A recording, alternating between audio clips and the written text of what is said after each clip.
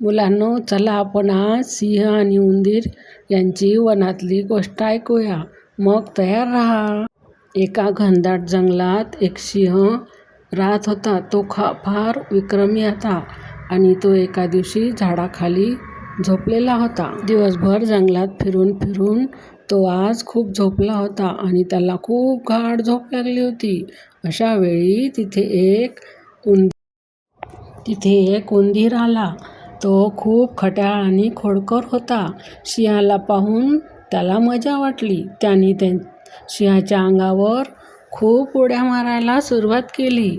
सिंह खूप गाढ झोपेत असल्यामुळे कळले नाही व तसाच तो उड्या मारत राहिला. त्यामुळे सिंहाला जाग आली. सिंहाने त्याला उठून पकडले आणि त्याला जाब विचारू लागला, "का रे उंदीर, तू कसा काय माझ्या अंगावर उड्या मारतोय?" उंदराला सिंहाने पकडल्यामुळे घाबरला उंदीर. त्याने सिंहाला पाहून उंदीर खूप घाबरला. त्याने सिंहाला विनवणी केली, "मी लहान प्राणी आहे, मला सोडून द्या." सिंह त्यावर हसत हसत म्हणाला, "तू काय मला मदत करणार? मी तुला सोडणार नाही." त्यावर उंदराने खूप त्यावेळी सिंहाने त्याला सोडून दिले. त्यानंतर काही दिवसांनी जंगलात शिकारी आले. त्यांनी सिंहाला जाळ्यात ओढले. त्याच्या अंगावर जाळे टाकले. तेव्हा सिंह खूप जोरजोराने ओरडू लागला. सिंहाचे ओरडणे ऐकून उंदीर तेथे पोहोचला. उंदराला बघून सिंहाला बरे वाटले. उंदराने सिंहाला सांगितले, "मी तुम्हाला सोडवतो." त्यावर सिंह बोलला, "अरे बाबा, तू कसा काय सोडवशील मला?" त्यावर उंदराने उत्तर दिले, "हो, मी सोडवील." त्यावर उंदराने लगेच शिकाऱ्याने टाकलेले जाळे बारीक बारीक दातांनी कुरतडण्यास सुरुवात केली व सिंहाची थोडीशी जागा मोकळी केली.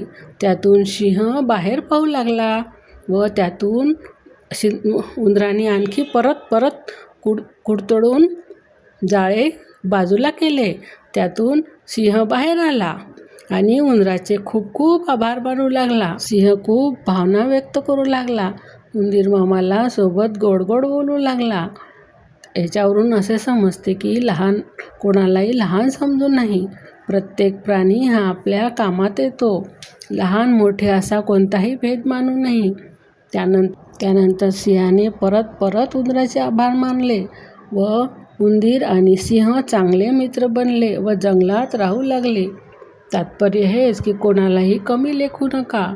सगळ्यांशी चांगले वागा, प्रेमाने वागा. कोणी लहान नाही, मोठा नाही.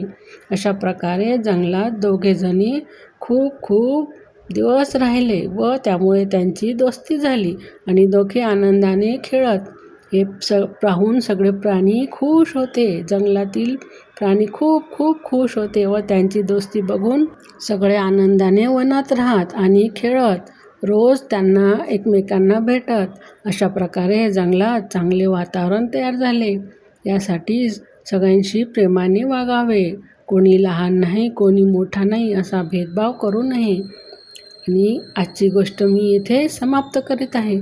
पुढच्या गोष्टीत भेटू आपण सगळे.